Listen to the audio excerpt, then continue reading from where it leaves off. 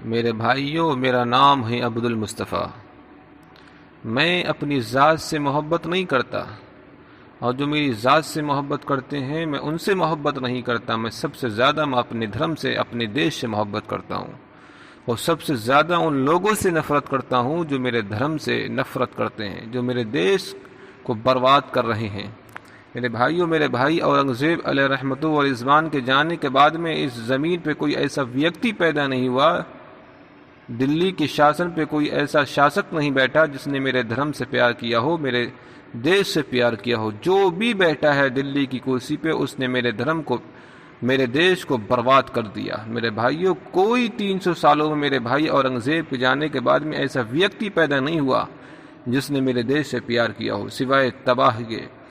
200 साल तक अंग्रेज़ों ने लूटा और 100 साल तक इन स्वदेशी अंग्रेज़ों के औलादों ने लूटा। मेरे भाइयों, आज हमारे देश की हालत ये हो गई कि हिंदुस्तान नहीं रहा, बल्कि ये शमशान घाट बन गया, जहां पूरी दुनिया के अंदर हम आर्थिक स्थिति हमारी 1 नंबर पे थी। पूरी जीडीपी में हम पूरी दुनिया में हमारा 1 नंबर पे शुमार होता था, आज हमारा सबसे 1 नंबर पे होता है, मगर इकोनॉमी सबसे ज़्यादा तबाह बर्बाद हो चुकी है। आर्थिक हालत सबसे ज़्यादा गिरी हुई है, इकोनॉमी सबसे ज़्यादा गिरी हुई है पूरी दुनिया के अंदर।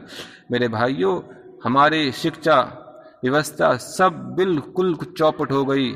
मेरे भाइयों, किसान बर्बाद हो गए, जवान बर्बाद हो गए, हमारे हिंदुस्तान के नौजवान बर्बाद हो गए। आप पूरी दुनिया के अंदर चले जाइए, इतनी कहीं अशिक्षित लोग नहीं हैं जितने अशिक्षित लोग हमारे हिंदुस्तान में मौजूद हैं। मेरे भाइयों, आप पूरी दुनिया की सैर कर लीजिए, कहीं आपको मंदिर मस्जिद पर आपको लड़ते हुए लोग नहीं मिलेंगे। पूरी दुनिया में मेरे भाइयों, यहाँ से ज़्यादा अशिक्षित लोग मौजूद नहीं होंगे। मेरे भाइयों, यहाँ पर इतने ज़्यादा बिना पढ़े लिखे लोग हैं, इतने ज़्यादा बिना पढ़े लिखे लोग हैं। अगर आपको इनकी शिक्षा, अगर आपको देखना है कि यहाँ कितने शिक्षित लोग मौजूद हैं, तो आप सुबह उठने के बाद में आप जंगलों में चले जाइए। जंगलों में मेरे भाइयों, लोग पूरी दुनिया में जहाँ अपनी शौचालय में बैठ करके टॉयलेट करते हैं, मेरे भाइयों, वहीं पर हमारे हिंदुस्तान में रोडों पर बैठ करके शौचालय करते हैं। इतने पढ़े लिखे लोग हैं मेरे भाइयों, पूरी दुनिया के अंदर इतने बिना पढ़े लिखे लोग आपको नहीं मिलेंगे। मेरे भाइयों, जितना बिना पढ़े लिखे लोग यहाँ पर मौजूद हैं। यहाँ पर मंदिर मस्जिद पे लोगों को पागल बना दिया जाता है।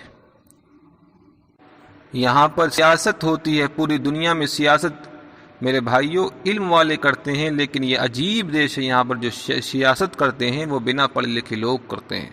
पूरी दुनिया में जो इज्जत होती है, इज्जत मिलती है, पढ़े लिखों को मिलती है, लेकिन ये हिंदुस्तान, ये एक ऐसा महान देश है कि यहाँ पर जो सबसे ज़्यादा इज्जत मिलती है तो वो उन गुंडों को मिलती है, जो गुंडे गरीबों का खून चूसते हैं, मजलूमों का खून चूसते हैं। उनको हमारे हिंदुस्तान की जनता अपने सरों पे बिठा लेती है। मेरे भाइयों, अगर आपको ये जानना है कि हिंदुस्तान में कितने महान लोग रहते हैं, तो आप इस बात का अंदाज़ा इससे लगा सकते हैं कि हमारे हिंदुस्तान के अलावा जो दूसरे मुल्क, जो दूसरी कंट्री बरतानवी हुकूमत से आज़ादी पाई, उन्होंने ख़ुद अपना संविधान बनाया, लेकिन हमारा हिंदुस्तान के लोग इतने पागल हैं, इतने पागल हैं कि इन्होंने अपना संविधान नहीं बल्कि गैरों का संविधान अपना बना लिया।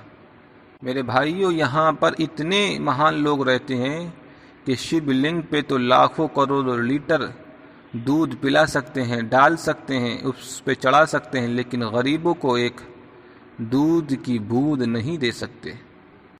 यहाँ के सियासतदान हिंदुस्तान के इतने महान हैं, इतने महान हैं कि अपने प्रचार के लिए, अपने प्रचारों के लिए तो उनके पास में लाखों करोड़ों अरब डॉलर मौजूद हैं, लेकिन वहीं पर शिक्षा के लिए मेरे भाइयों $1 भी उनके पास में मौजूद नहीं है। यहाँ पर इतने महान लोग हैं, इतने महान लोग हैं कि वो टीचर जो सरकारी है, वो सिर्फ 2 घंटे नहीं बल्कि 2 मिनट पढ़ाता है, सिर्फ अपनी हाज़िरी भरता है, तो उसको हिंदुस्तान की हुकूमत 60,000 रुपया महीना, 80,000 रुपये महीना देती है।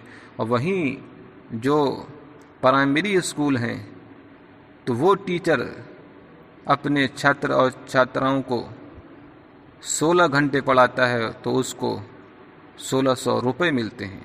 मेरे भाइयों, हमारा देश एक ऐसा महान देश है पूरी दुनिया के अंदर कि हमारे देश में किसान उसको समझा जाता है जो आसमान में उड़ करके ज़मीन की खेती करता है, लेकिन उसको मजदूर कहा जाता है जो ज़मीन से अनाज निकालता है, ज़मीन को अनाज निकाल करके, ज़मीन का खून बहा करके, ज़मीन में से अनाज निकाल करके, जो इंसान पूरे हिंदुस्तान को नहीं बल्कि पूरी दुनिया को अन्न देता है।